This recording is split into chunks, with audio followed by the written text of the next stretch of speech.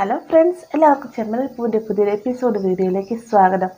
എപ്പിസോഡിൻ്റെ തുടക്കത്തിൽ തന്നെ കാണിക്കുന്ന നമ്മുടെ ശ്രുതിയെ റൂമിലേക്ക് കൊണ്ടുപോയിട്ട് അച്ഛമ്മ പറയുന്ന സമയത്ത് ശ്രുതിയെയും കൂട്ടിക്കൊണ്ട് ശ്രുതി റൂമിലേക്ക് പോകാൻ ഒരുങ്ങിയാണ്. ഈ ഒരു സമയത്ത് ശ്രുതി വീരാനിക്കയെ കാണുമ്പോഴത്തേക്കും പറയുന്നുണ്ട്, ഇളയച്ചനാണല്ലേ എന്ന് ചോദിക്കുമ്പോഴത്തേക്കും വീരാൻ വേഗം ഇരുന്നോടത്തുനിന്ന് എഴുതിട്ട് വന്നിട്ട് പറയുകയാണ്, ശ്രുതിമോനെ ഒന്നും പറയണ്ട, എല്ലാ സത്യവും ഇളയച്ചൻ തന്നെ പറഞ്ഞിട്ടുണ്ട്.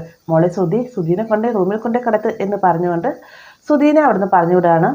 റൂമിൽ ചെന്നതിന് ശേഷം ശ്രുതി കണക്കിന് തന്നെ ശ്രുതിക്കിട്ട് കൊടുക്കുന്നുണ്ട് കേട്ടോ. എന്തിനാണ് നീ കുടിച്ചത് എന്നൊക്കെ ചോദിച്ചുകൊണ്ട് ഈ ഒരു സമയത്ത് ശ്രുതി പറയും, ശ്രുതി ഞാനായിട്ട് കുടിച്ചതല്ല, എന്നെ കൊണ്ട് അവർ കുടിപ്പിച്ചതാണെന്ന് പറയുമ്പോഴത്തേക്കും നിനക്ക് തട്ടിക്കളയാൻ പാടില്ലായിരുന്നു ശ്രുതി എന്നൊരു ചോദ്യം. ഈ ഒരു സമയത്ത് ശ്രുതി വീണ്ടും പറയും, അതെങ്ങനെ തട്ടിക്കളയാനാണ്, അവരുടെ കൈകൾ കൂട്ടിക്കെട്ടിയാണ് തന്നത്. പിന്നെ ശ്രുതി ഇപ്പം തന്ന മോരും വെള്ളം ഒരു ഗ്ലാസ് വെള്ളം കിട്ടുന്നത് നന്നായിരുന്നു എന്ന് പറയുകയാണ്. മോരും വെള്ളം എന്നെ കൊണ്ടൊന്ന് പറയിപ്പിക്കരുത് എന്ന് ശ്രുതി പറയുമ്പോഴത്തേക്കും വേഗം തന്നെ ശ്രുതി പറയുന്നുണ്ട്, അല്ല ശ്രുതി, ആദ്യം മദ്യം കഴിച്ചപ്പോഴായിരുന്നു ബുദ്ധിമുട്ടുണ്ടായിരുന്നു, പക്ഷേ ഇപ്പോൾ ടേസ്റ്റ് അറിഞ്ഞപ്പോൾ വീണ്ടും കഴിക്കാൻ തോന്നുന്നുണ്ടെന്നൊക്കെ പറയാം കേട്ടോ. ഇതുകൊണ്ടും കേൾക്കുമ്പോഴത്തേ ശ്രുതി വേഗം തന്നെ ഇവിടെ കടക്ക് എന്നും പറഞ്ഞുകൊണ്ട് ബലം പിടിച്ചതിന് നമ്മുടെ ശ്രുതിനെ കട്ടിലേക്ക് കടത്തുകയാണ്. പിന്നീട് കാണിക്കുന്നത് റൂമിൽ നിന്ന് പുറത്തേക്ക് വരുന്ന സമയത്ത് ചന്ദ്ര അവിടെ തന്നെ നിൽക്കുന്നുണ്ടാവട്ടെ. ചന്ദ്ര ചോദിക്കുന്നുണ്ട്, ശ്രുതി മോളെ ഒരുപാട് മോനെ വഴക്ക് പറഞ്ഞു എന്ന് ചോദിക്കുമ്പോഴത്തേക്കും പിന്നെ വഴക്ക് പറയാതെ അതേ രീതിക്കല്ലേ ശ്രുതി വന്നതെന്ന് ചോദിക്കുന്നുണ്ട് കേട്ടോ. വേഗം തന്നെ ചന്ദ്ര പറയും, അത് അവനായിട്ട് ചെയ്താൽ അവനെ കൊണ്ട് ആ സച്ചി നിർബന്ധിച്ച് എന്നെ കുടിപ്പിച്ചാണ്. മോളുടെ ഇളയച്ചൻ എന്ത് വിചാരിച്ചാണ്, അച്ഛനോട് തീർച്ചയായിട്ടും അദ്ദേഹം പോയി പറയുകയില്ലേ എന്നൊക്കെ ചോദിക്കുമ്പോഴത്തേക്കും ഇളയച്ചൻ അച്ഛനോട് പറയാതിരിക്കാൻ ഞാൻ ശ്രമിച്ചോളാമെന്ന് ശ്രുതി മറുപടി പറയാനിട്ട് കേൾക്കുമ്പോഴത്തേക്കും ചന്ദ്രയ്ക്ക് ഭയങ്കര സന്തോഷമാവുന്നുണ്ട്. കൂട്ടത്തിൽ ശ്രുതിയുടെ ബിസിനസ്സിനെ കുറിച്ച് പറയാനും കൂടി പറഞ്ഞിട്ട് ചന്ദ്ര അവിടെ നിന്ന് പോവുകയാണ് കേട്ടോ. ഈ ഒരു സമയത്ത് താൻ പെട്ടല്ലോ എന്നുള്ളൊരു അവസ്ഥയിൽ നിൽക്കുകയാണ് ശ്രുതി. അതിനുശേഷം റൂമിലേക്ക് പോകുന്ന സമയത്താണ് നമ്മുടെ മഹേഷ് സച്ചിയും സംസാരിക്കുന്നത്. അവിചാരിതമായി തന്നെ കേൾക്കാണ് കേട്ടോ ശ്രുതി.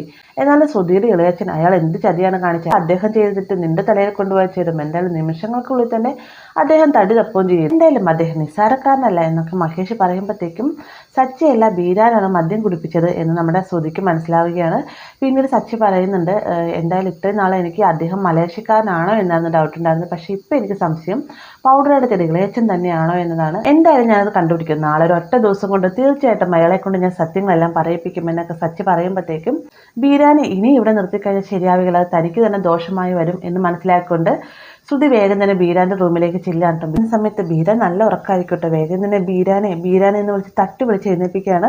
ബീരാൻ ഉറക്കത്തിൽ നിന്ന് ചാടി എഴുന്നേക്കും ചോദിച്ചിട്ട് എന്താണ് കാര്യം തിരക്കുന്ന സമയത്ത് നിങ്ങളാണല്ലേ ശ്രുതിക്ക് മദ്യം നൽകിയെന്ന് ചോദിക്കുന്നുണ്ട്. ആദ്യമൊന്നും ബീരാൻ സമ്മതിക്കുന്നില്ല, എന്നിരുന്നാലും ഇനി നുണ പറഞ്ഞിട്ട് കാര്യമില്ല, ശ്രുതി എല്ലാം മനസ്സിലാക്കി എന്ന് മനസ്സിലാക്കിക്കൊണ്ട് തന്നെ അദ്ദേഹം ഞാനാണ് കൊടുത്തതെന്ന് സമ്മതിക്കാണ്ട്. ഒരു സമയത്ത് ശ്രുതി വീണ്ടും ചോദിക്കും, നിങ്ങൾ എന്തിനാണ് ശ്രുതിക്ക് മദ്യം നൽകിയത്, എന്തായാലും നിങ്ങൾ ഇനി ഇവിടെ നിർത്താൻ പറ്റുകയില്ല എന്നൊക്കെ നമ്മുടെ ശ്രുതി പറയുമ്പോഴത്തേക്കും ശ്രുതി മോളെ എന്നോട് ക്ഷമിക്കുക, ഇനി മേലും ഞാൻ നിങ്ങൾ തെറ്റ് ആവർത്തിക്കില്ല. പിന്നെ എനിക്ക് എന്തായാലും ഒരു കാര്യം മനസ്സിലായി, എൻ്റെ ചുറ്റും കുറേ ക്യാമറ ഉണ്ടെന്ന് മനസ്സിലായി, അതുകൊണ്ടാണല്ലോ ഇത്ര കൃത്യമായി തന്നെ മോൾ എല്ലാ വിവരങ്ങളും വന്ന് പറഞ്ഞത് എന്നൊക്കെ ബീരാൻ പറയുകയാണ്. അതിനുശേഷം ശ്രുതി വീണ്ടും പറയും, എന്തായാലും ഞാനൊരു കാര്യം പറയാം, നാളെ തന്നെ നിങ്ങൾ ഇവിടുന്ന് പോയിക്കൊള്ളണം എന്ന് പറയുമ്പോഴത്തേക്കും അതെന്തിനാ മോളെ നാളെ തന്നെ ഞാൻ പോകുന്നത്, നാളത്തെ മോളുടെ ആൻറ്റി എനിക്ക് ഇഷ്ടപ്പെട്ട ഭക്ഷണമൊക്കെ ഉണ്ടാക്കി തരാമെന്ന് പറഞ്ഞിട്ടുണ്ട്, അതുമാത്രമല്ല അഭിനയം ഒന്നുകൂടി തകർക്കണം എന്നൊക്കെ ബീരാൻ പറയുമ്പോഴത്തേക്കും തകർത്തിടത്തോളം മതിയായി, ഇനി താൻ നാട്ടിലേക്ക് ചെല്ലുമ്പോൾ ബാക്കി എന്താ ചെയ്യേണ്ടതെന്ന് മീര പറഞ്ഞു തരുമെന്നൊക്കെ പറയുന്നുണ്ട്. ആദ്യമൊക്കെ ബീരാൻ സമ്മതിക്കുന്നില്ല. അവസാനം ശ്രുതി പറയുകയാണ്, എന്തായാലും നിങ്ങൾ പോയേ മതിയാവുള്ളൂ, നിങ്ങൾ ഇനി ഇവിടെ നിന്നാൽ ശരിയാവുകയില്ല എന്നൊക്കെ പറയുന്നുണ്ട്. പിന്നീട് വീണ്ടും പറയും, നാളെ നിങ്ങൾക്കൊരു കോൾ വരും, നിങ്ങളുടെ ഭാര്യയ്ക്ക് സുഖമില്ല എന്ന് പറഞ്ഞുകൊണ്ടായിരിക്കും ആ ഒരു കോൾ എന്ന് പറയുമ്പോഴത്തേക്കും അയ്യോ എൻ്റെ ഭാര്യയ്ക്ക് എന്ത് പറ്റി, ഞാൻ വന്നപ്പോൾ അവർക്ക് 2 കിലോ മട്ടൻ മേടിച്ചു കൊടുത്തിട്ടാണല്ലോ വന്നത് എന്ന് ബീരാൻ പറയുകയാണ്.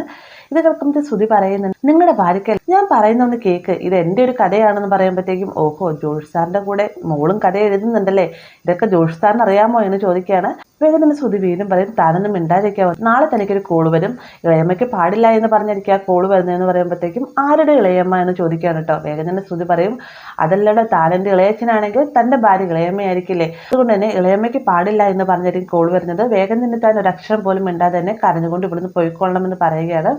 ബീരാനാണെങ്കിലും മനസ്സോടുകൂടി തന്നെ സമ്മതിക്കുകയും ചെയ്യട്ടോ. പിന്നീട് നേരം പുലർന്നതിന് ശേഷം അടുക്കളയിലേക്ക് ചന്ദ്ര ചെല്ലുമ്പോഴത്തേക്കും അമ്മയ്ക്ക് ഞാൻ ചായ എടുത്ത് തരാമെന്ന് പറയുകയാണ് രേവതി. ഈ സമയത്ത് ചന്ദ്ര പറയുന്നുണ്ട്, നിന്റെ ഒരു സഹായം എനിക്ക് വേണ്ട, എന്നിട്ട് നിനക്ക് അമ്മയുടെ അടുത്ത് പോയി പറയാനല്ലേ ഞാൻ നിന്നെ ജോലി ചെയ്യിച്ചു എന്ന്, അത് വേണ്ട, നിന്റെ ഭരണം ഇവിടെയല്ലേ നടക്കുള്ളൂ, വീട്ടിലേക്ക് വാ, നിന്നെ ഞാൻ കാണിച്ചു തരാമെന്നൊക്കെ പറഞ്ഞുകൊണ്ട് ചന്ദ്ര ഒരു ഗ്ലാസ് ചായയുമായിട്ട് ചെല്ലുകയാണ്. ഈ ഒരു സമയത്ത് രവി പറയാണ്.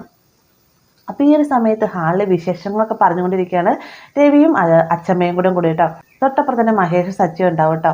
അപ്പോൾ ഈ ഒരു സമയത്താണ് നമ്മുടെ ചന്ദ്ര ചായ ആയിട്ട് അങ്ങോട്ടേക്ക് വരുന്നത്. ചായ ആയിട്ട് വരുന്ന ചന്ദ്രയെ കാണുമ്പോഴത്തേക്കും രവി പറയുന്നുണ്ട്, ഓ ഞാൻ മനസ്സിൽ ചിന്തിക്കുകയായിരുന്നു എനിക്ക് ഗ്ലാസ് ചായ വേണം, ആ ചായ ഇങ്ങ് താ ചന്ദ്രയെന്ന് രവി പറയുമ്പോഴത്തേക്കും, അയ്യോ ഇത് രവിയേട്ടനല്ല സുന്ദർദാസ് ഏട്ടനാണ് എന്ന് പറയുമ്പോഴത്തേക്കും, സുന്ദർദാസ് ഏട്ടനോ എന്ന് നമ്മുടെ രവി ചോദിക്കുന്നുണ്ട്.